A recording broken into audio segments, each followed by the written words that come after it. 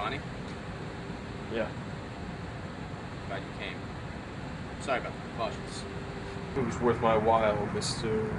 Would give you a false name, but I won't. Just call me X. Jeff, the agency's already warned me, so if this is another threat... I'm not from the agency. You've come this far. What I have to say to you will be of interest.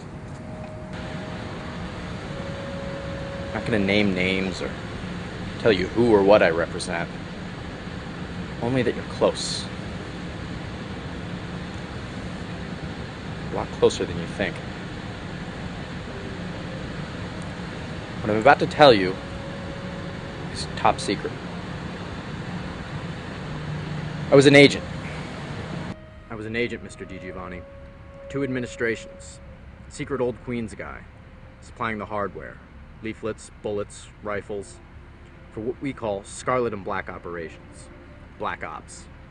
Assassinations, coup d'etat, rigging elections, propaganda, advancing policy. We helped get McCormick in office and got the Dalai Lama out of Tibet and on stage here in 2005. We were good. Very good.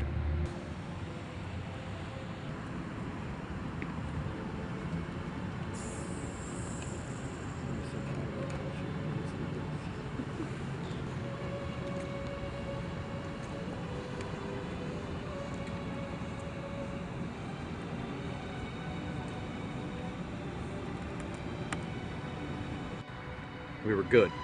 Very good. Then we got into this whole football thing. Not so good. Set up the Schiano contract in '02. Dowling sent Rutgers 1000 to resist. McCormick didn't intervene. We just had our dicks in the wind. A lot of pissed off people, Mr. DiGiovanni. Understand? I'll come to that later. So this spring, I spent much of last semester working as an ambassador to Princeton. I was sent by my supervisor, we'll call him Y. Sent by Y to Princeton as a military escort for a group of international VIPs. The president was kidnapped at 11:12 a.m. He was about to board a train home at that time. By the time I got to New Brunswick, there was already a story out that the president had been kidnapped and your people were responsible. That the Rutgers leadership was going to need help in the investigation. It felt to me as if a cover story was being put out. Like we would during a black op. After I came back, I asked myself, why was I, the chief of special ops, sent to Princeton to do a job many others could have done? Wondered if it could have been because one of my routine duties, if I'd been in New Brunswick, would have been to organize any university investigations concerning the president. Who could have done this best? Black ops, people in my business. That day some agents were near Old Queens. I don't know who or why, but they weren't protecting the president. Many strange things were happening. The entire board of governors was out of town, and now half of them are missing too. At 11:34 a.m., the Rutgers network, phone and internet, went out for an entire hour. You all blamed each other, started blind firing. Sound like a coincidence to you? Not for one moment. The board was out of the way.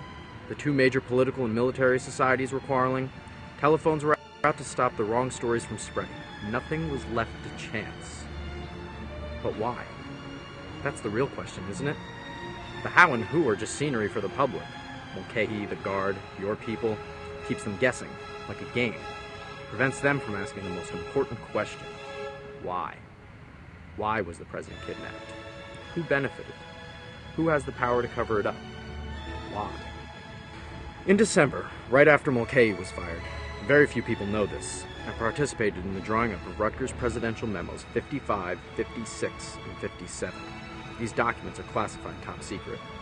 In them, McCormick told Bruce Fain, Senior Vice President for Finance Administration, that from here on, Rutgers would halt unnecessary funding to athletics, particularly big football, and begin focusing on creating new academic programs. It was the end of Schiano's reign. Splintered athletics into 1,000 pieces. Can't tell you the shockwaves this sent along the corridors of power. This and the firing of Mulcahy, the sacred cow in football since '98, we got some very upset people.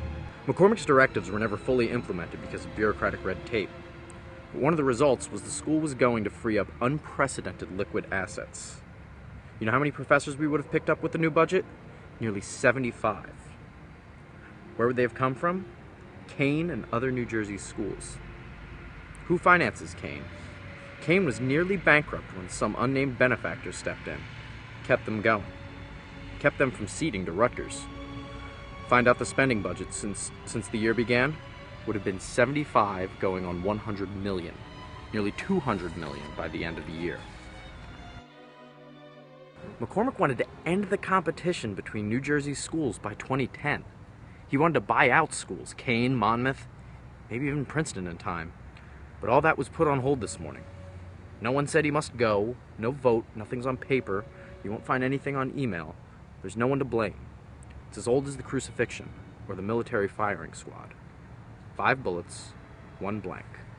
No one's guilty. Everybody in the power structure has a plausible deniability. No compromising connections except at the most secret point. But it must succeed. No matter how many die or how much it costs, the perpetrators must be on the winning side and never subject to prosecution for anything by anyone. That is a coup d'etat. Does it matter who kidnapped the president? Part of the scenery. Keep thinking about this afternoon. Board of Governors Chair William Howard signs Rutgers University Memo 273 down at Rutgers Camden, which reverses McCormick's budget policy. It approves additional budget cuts to important facilities around the university so that they can be picked up by other schools. I can't believe they did this to take control. Don't take my word for it. Do your own thinking. The scope of this is beyond me. Make a statement. Come with me. No chance in hell. I'd be arrested, gagged, maybe sent to an institution, maybe worse. You too. I can give you the background. You find the foreground, the little things. Dig. You don't have a choice anymore. You're a significant threat to their plans now.